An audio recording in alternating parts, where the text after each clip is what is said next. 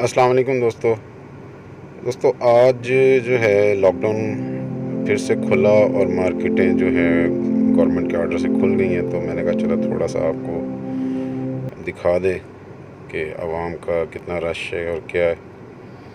तो अभी मैं फ़ोटो स्टेडियम आया हुआ, तो विदाउट एनी SOPs यहाँ पे जो है मार्केटिंग हो रही है, चीज़ें जो हैं सेल्स हो रही हैं जी, आप देख सकते हैं। और मामूल की ज़िंदगी जो है उस तरह मतलब लोग मामूल के मुताबिक जो है बस चल फिर रहे हैं। किसी ने मास्क लगाया है, किसी ने कोई मास्क नहीं है।